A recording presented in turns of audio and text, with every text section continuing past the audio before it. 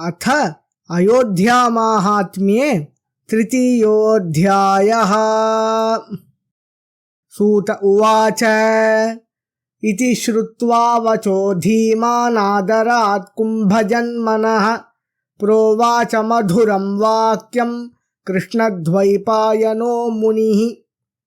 व्यास उवाच भगवन्नद्भुतमिदं तीर्थमाहात्म्यमुत्तमम् श्रुत्वा त्वत्तो मम मनः परमानन्दमाययौ। अन्यत्तीर्थवरं ब्रूहि तत्त्वेन मम शृण्वतः न तृप्तिरस्ति मनसः शृण्वतो मम सुव्रत। अगस्त्य उवाच शृणु विप्र प्रवक्ष्यामि तीर्थमन्यदनुत्तमम् स्वर्गद्वारमिति ख्यातं सर्वपापहरं सदा। स्वर्गद्वारस्य माहात्म्यं विस्तराद् वक्तुमीश्वरः न हि कश्चिदतो वत्स संक्षेपात् शृणु सुव्रत। सहस्रधारामारभ्य पूर्वतः सरयूजले 36 प्रोक्ता धनुषां षट्शतीमितिः। स्वर्गद्वारस्य विस्तारः पुराणज्ञैर्विशारदैः स्वर्गद्वारसमं तीर्थं न भूतं न भविष्यति। सत्यं सत्यं पुनः सत्यं नासत्यं मम भाषितं स्वर्गद्वारसमं तीर्थं नास्ति ब्रह्माण्डगोलके। हित्वा दिव्यानि भौमानि तीर्थानि सकलान्यपि प्रातरागत्य तिष्ठन्ति तत्र संश्रित्य सुव्रत।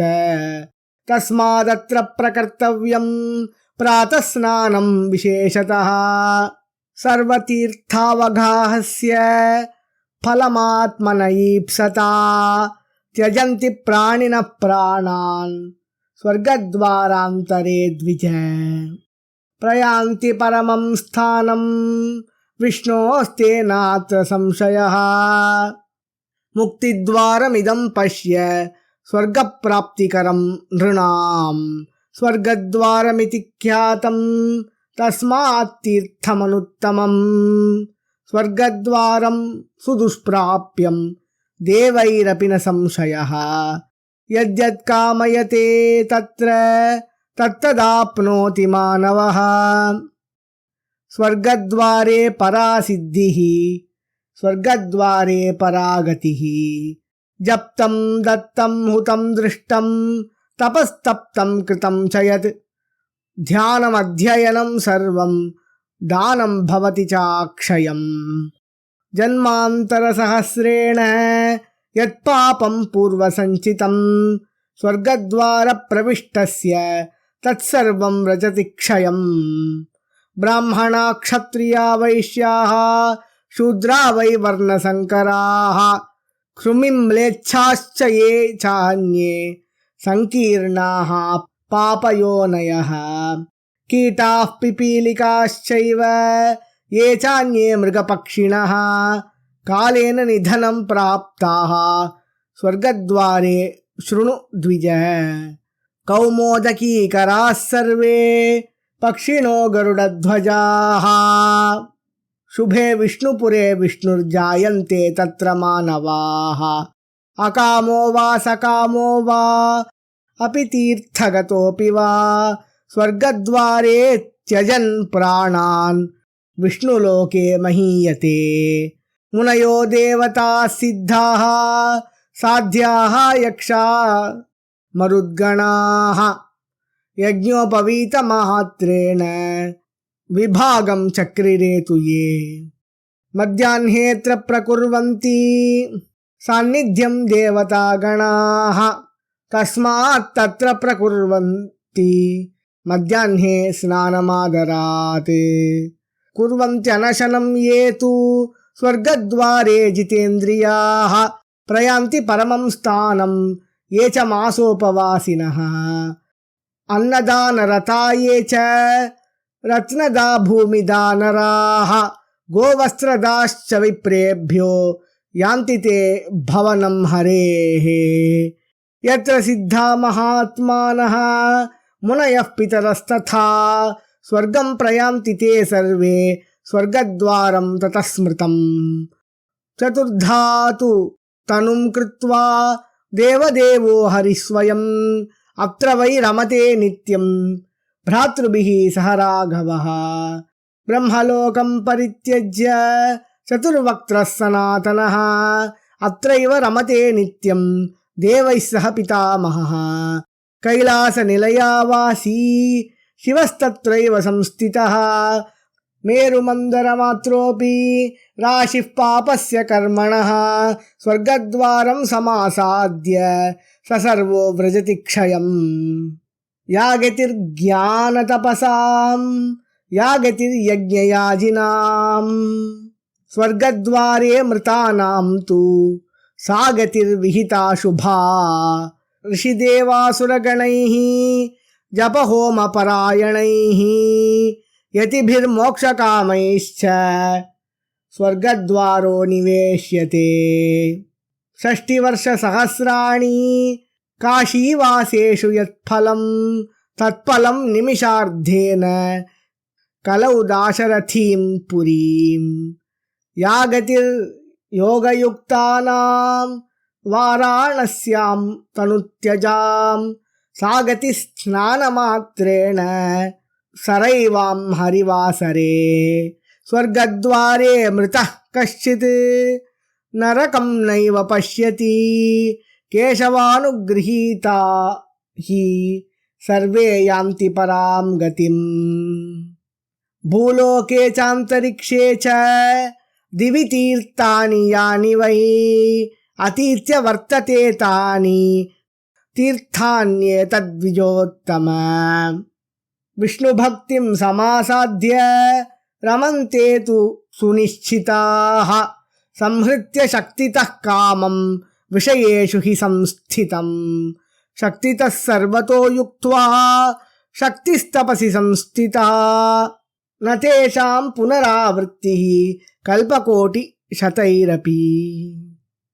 हन्यमानोऽपि यो विद्वान् वसेत् शस्त्रशतैरपि स याति परमं स्थानं यत्र गत्वा न शोचति स्वर्गद्वारे वियुज्येत स याति परमां गतिम् उत्तरं दक्षिणं वापि अयनं न विकल्पयेत् सर्वस्तेषां शुभः कालः स्वर्गद्वारं श्रयन्ति ये स्नानमात्रेण पापानि विलयं यान्ति देहिनां यावत् पापानि देहेन ये कुर्वन्ति जनाक्षितौ अयोध्या परमं स्थानं तेषामीरितमादरात् ज्येष्ठे मासि सिते पक्षे पंचदश्यां विशेषतः तस्य संवत्सरी यात्रा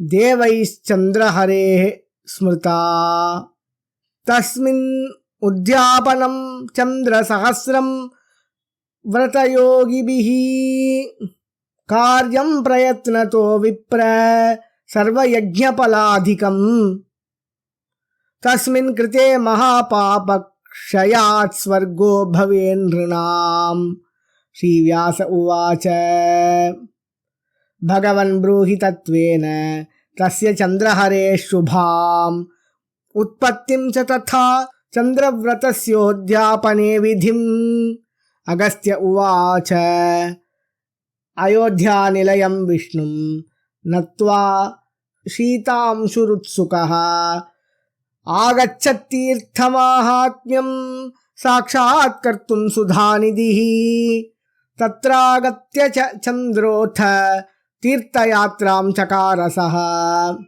कर्मेण विधिपूर्वं च नानाश्चर्यसमन्वितः समाराध्य ततो विष्णुं तपसा दुश्चरेण वै तत्प्रसादं समासाद्य स्वाभिधानपुरस्सरम् हरिं संस्थापयामास तेन चन्द्रहरिस्मृतः वासुदेव प्रसादेन तत्स्थानं जातमद्भुतम् तद्दिगुह्यतमं स्थानं वासुदेवस्य सुव्रत सर्वेषामेव भूतानां भर्तुर्मोक्षस्य सर्वदा